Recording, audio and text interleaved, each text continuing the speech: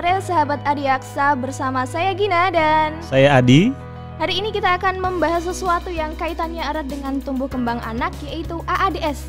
Apa sih AADS? Ada apa dengan stunting? Dan AAPS, apa itu Kak Adi? Ada apa dengan penyimpangan Seksual. Oke, nah sore kali ini kita akan kedatangan dokter muda, yaitu Dokter Opi. Nah, Kak Adi bisa dong kenalan sama Dokter Opi. Oke, jadi sebelum kita lanjut pembahasan tentang stunting dan penyimpangan seksual, mungkin kita berkenalan dulu nih dengan dokter yang bakal ngebahas tentang stunting dan penyimpangan seksual ini.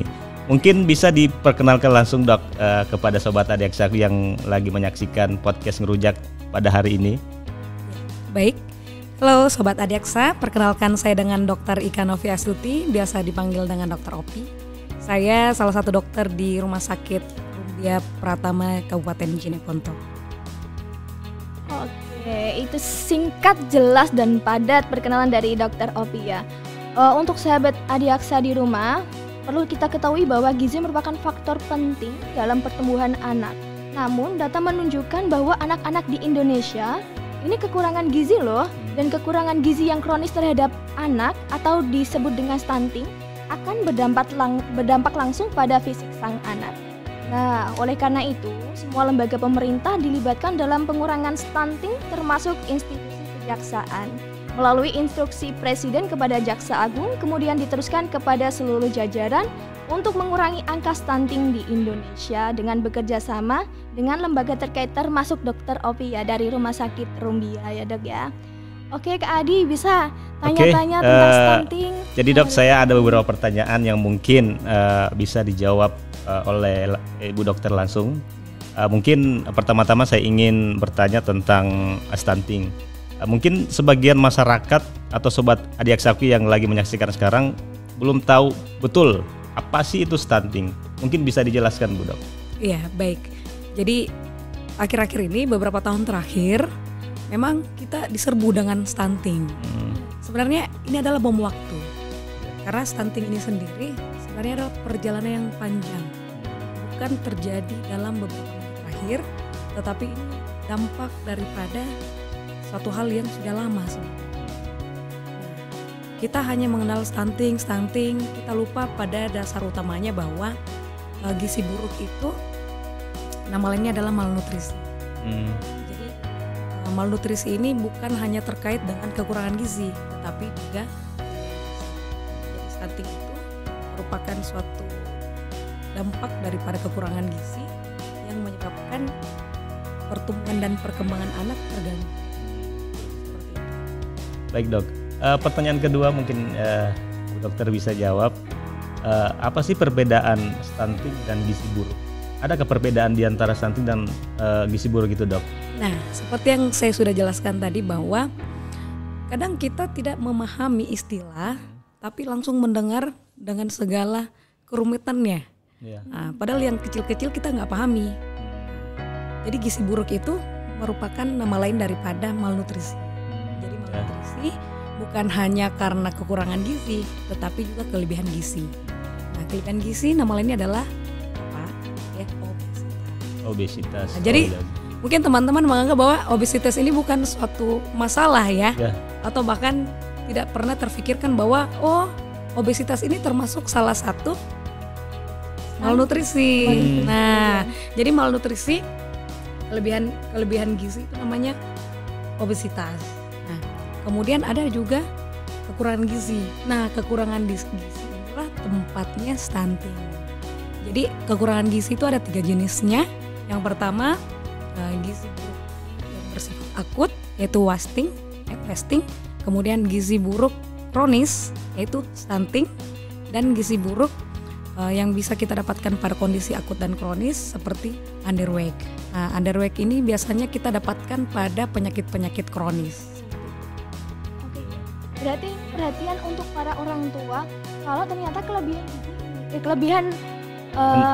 kelebihan makanan atau obesitas ini sebenarnya ada faktor penentunya nih, makanannya yang kelebihan ini bukan bermaksud gizinya tambah banyak, justru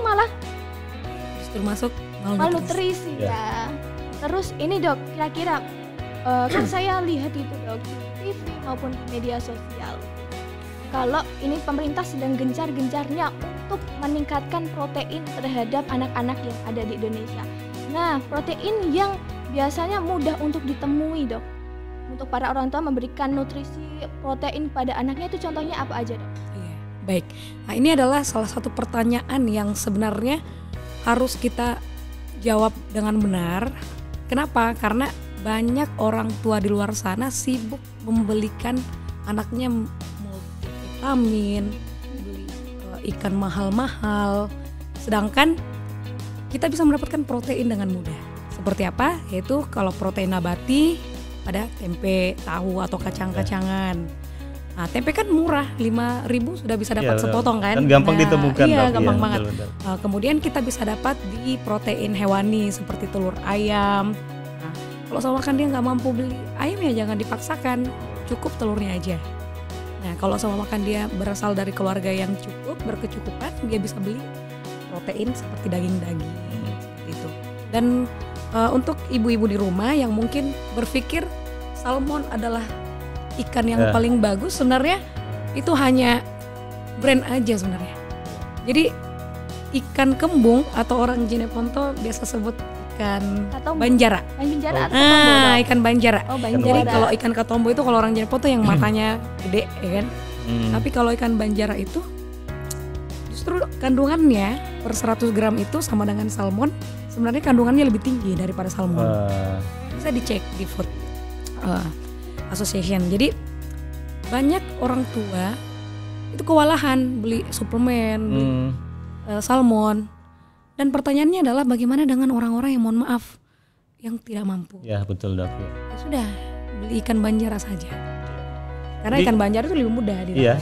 Dan ya mungkin mungkin yang Ibu Dokter jelaskan tadi bahwa untuk mendapatkan nutrisi yang bagus itu nggak perlu yang mahal, nggak perlu yang bermerek dan segala macamnya. Jadi banyak yang nutrisi yang benar-benar alami dan mudah didapatkan oleh masyarakat seperti itu dok. Nah berarti ini stunting berarti tidak hanya terjadi untuk orang-orang yang ekonominya lemah ya, berarti terjadi pada orang yang berkemampuan mungkin dok, berarti bisa jadi ya dok ya. Ya jadi saya pernah dapat kasus ya waktu saya tugas di Puskesmas Bulusi Batang, itu dia berkecukupan, rumahnya bagus, kan ada indikator-indikator kita, oh ini kurang mampu ya.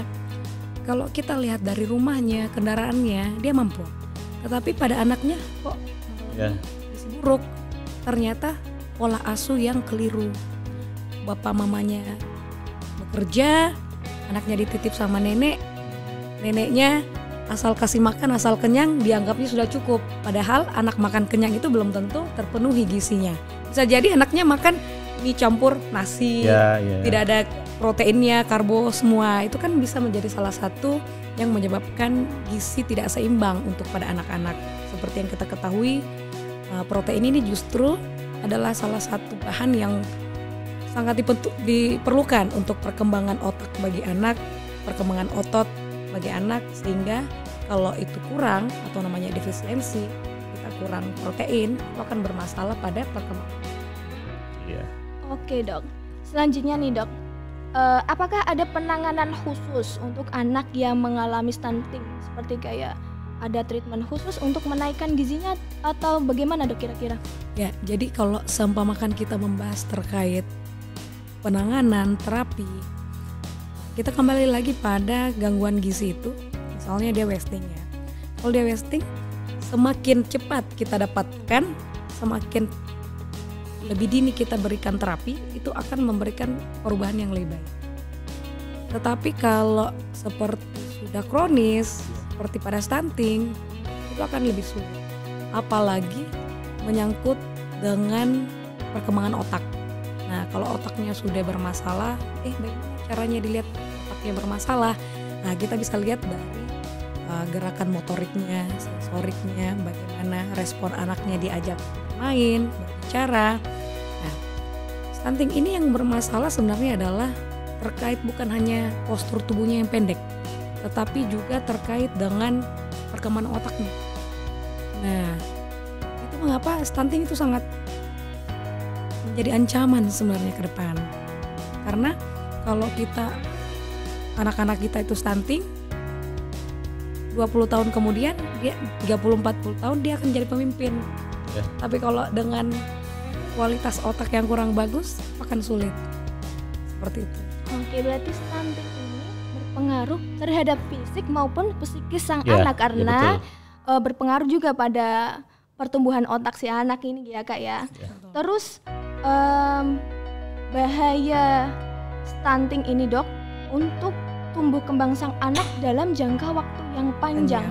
Itu kira-kira nanti anaknya gimana Dok kondisinya? Apakah nantinya ada penyakit-penyakit yang menyusul perkembangan si anak ini atau gimana? Ya, jadi kalau kita berbicara tentang jangka panjangnya, jadi stunting ini selain daripada ada masalah di otak karena kan perkembangan yang kurang bagus karena asupan nutrisi yang kurang, itu akan hanya berdampak pada psikis, itu motoriknya, dan bagaimana dia pola pikirnya. Nah, kalau nutrisinya tidak terpenuhi, artinya ini sudah ditentukan nih, bahwa dia stunting nih. Kan biasanya ini turun ibu bupati lah ya, ibu desa kasih bantuan. Kalau selama dia ada usaha untuk pemenuhan nutrisi, khususnya protein, itu tidak akan memperparah selanjutnya. Yang jadi masalah adalah ketika sudah ditaut stunting, tidak ada pergerakan, tidak ada usaha, gizi berkurang, otomatis daya tahan tubuh turun. Semua penyakit bisa masuk. Makanya biasa pasien-pasien dengan gizi buruk itu mudah terjangkit infeksi kulit, infeksi paru-paru. Nah, itu berulang. Nah, jadi stunting itu atau gizi buruk, penyakit-penyakit gizi buruk yang lain bukan hanya permasalahannya soal intake atau makannya aja, tetapi dengan ada juga penyebabnya itu penyakit. Kenapa penyakit ini muncul? Ya bisa karena faktor lingkungan, sanitasi yang buruk, jamban yang tidak bersih. Nah, inilah yang menyebabkan penyakit berulang, infeksi berulang, berat badan menurun. Nah, ini sahabat Adiaksa berarti gizi yang baik ini sangat berpengaruh terhadap anak-anak ya. Benar. Terhadap nanti untuk tumbuh kembangnya yang berkelanjutan untuk dia menjadi pribadi yang hebat, kemudian pribadi yang pintar dan cerdas. Nah, dokter, kiat-kiat apa sih untuk para ibu-ibu yang punya anak kecil nih sadari dini biar nggak kena stunting? Kiat-kiatnya apa aja? Iya, jadi kalau kita bahas tentang pencegahan maupun rencana lanjut, yang pasti yang paling penting adalah bagaimana kita mengetahui apa penyebabnya. Nah, jadi penyebabnya itu ada penyebab secara langsung seperti yang saya bilang tadi, intake orang atau makannya nutrisinya terpenuhi. Nah, jelas ya kalau gizi buruk otomatis intake-nya kurang bagus. Nah, kemudian bisa juga disebabkan oleh penyakit. Nah, kemudian ada penyebab tidak langsung seperti faktor ekonomi, faktor ibu yang kurang paham. Karena banyak di luar sana, mohon maaf, ibu-ibu itu karena sudah tidak mau ribet ya. Dia tuh kasih anaknya wafer, snack seperti itu.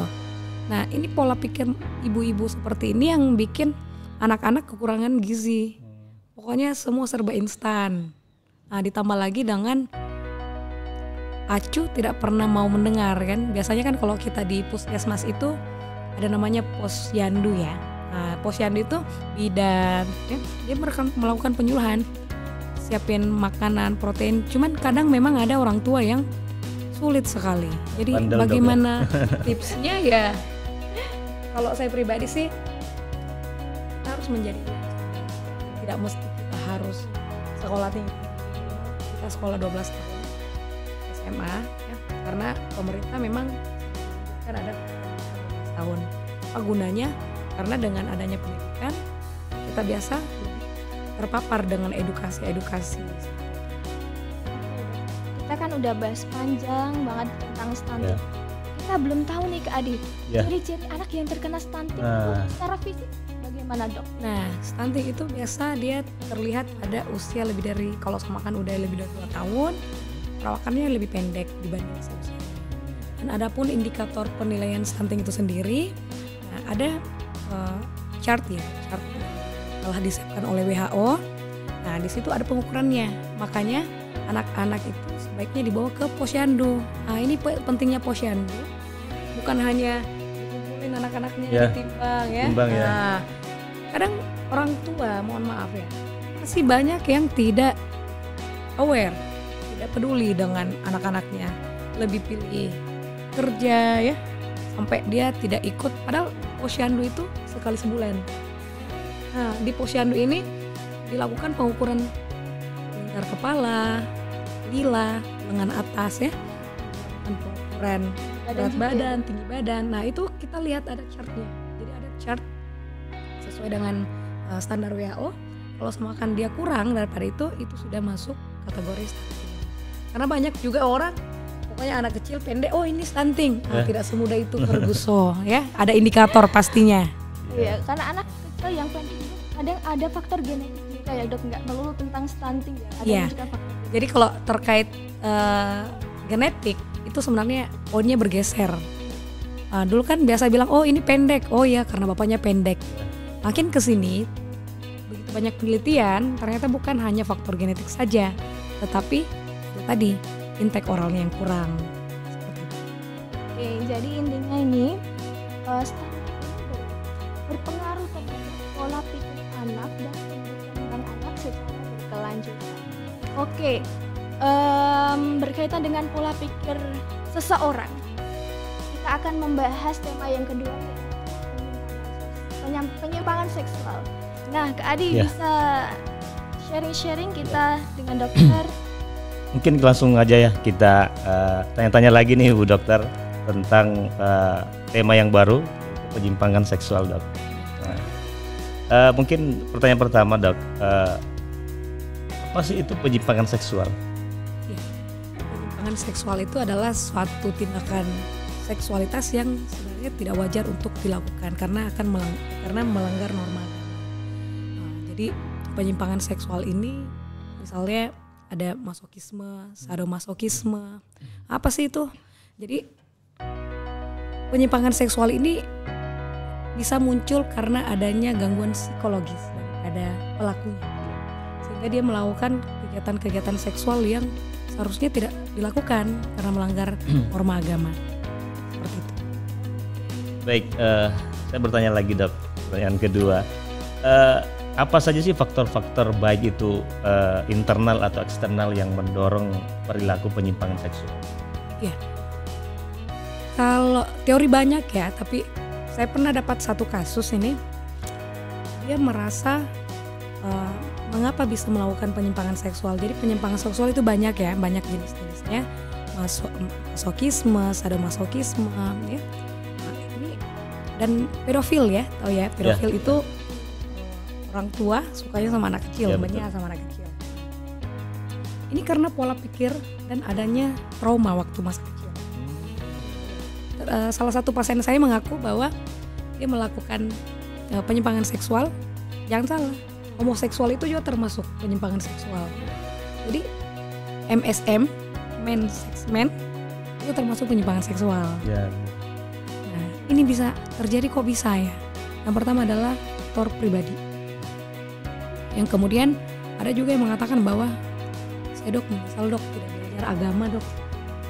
Apa hubungannya sih dok? Karena kan kalau kita bahas agama kadang agak sensitif ya.